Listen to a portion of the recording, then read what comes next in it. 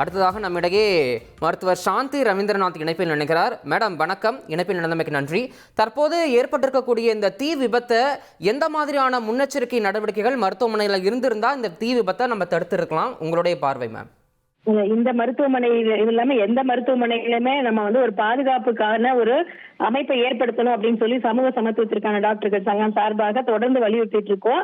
சமீபத்துல கிண்டி மருத்துவமனையில கத்திக்குத்து சம்பவம் நடந்த பொழுது அரசாங்கத்தால ஒரு கூட்டம் நடத்தப்பட்டது. அதுல கூட எங்க சங்கத்தின் சார்பாக கலந்து கொண்டு வெறும் மருத்துவர்களுக்கான தாக்குதல் மட்டுமல்லாமல் இயற்கை பேரிடர், செயற்கை பேரிடர் போன்ற பிரச்சனைகள் காரணமாக மருத்துவமனைகளில் ஏற்படுகின்ற பிரச்சனைகளின் காரணமாக மருத்துவர்கள், மருத்துவத்துறை பணியாளர்கள், அங்கு வருகின்ற நோயாளிகள் பாதிப்பு ஏற்படுவதற்கான வாய்ப்புகள் இருக்கின்றன. அதன் அடிப்படையில் இது போன்ற சம்பவங்கள் நடைபெறாமல் தடுப்பதற்காக ஒரு குழு அமைக்க வேண்டும். உதாரணத்துக்கு இப்ப எலக்ட்ரிக்கல் இதுவாக வாய்ப்பு இருக்குன்னு சொல்லியிருக்காங்க. முதல் கட்ட தகவலா அது மின் கசிவு மாதிரி தான் சொல்றாங்க. அப்ப அது மாதிரியான விஷயங்களுக்கு ஆனுவல் மெயின்டெனன்ஸ் அந்த இதெல்லாம் கரெக்டா இருக்கான்னு சொல்லி பாக்குறது. ஏன்னா யூஸ்வலாவே நமக்கு தெரியும் இந்த மாதிரி விஷயம் தான், மின் கசிவுனா அது ஆனுவலா ஒரு செக் பண்ணணும், சரியான ஒரு இது நடக்குதான்னு பாக்கணும்.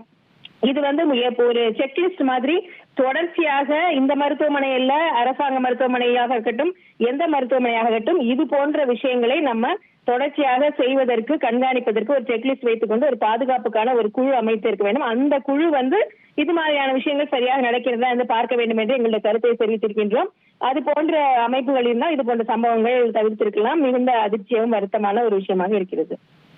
மேடம், இந்த மாதிரியான ஒரு இக்கட்டான சூழ்நிலை ஏற்படுறப்போ அந்த மருத்துவமனையில் இருக்கக்கூடியவங்க எந்த மாதிரியான முதலுதவிகளை எல்லாம் தெரிஞ்சு வச்சிருக்கணும்?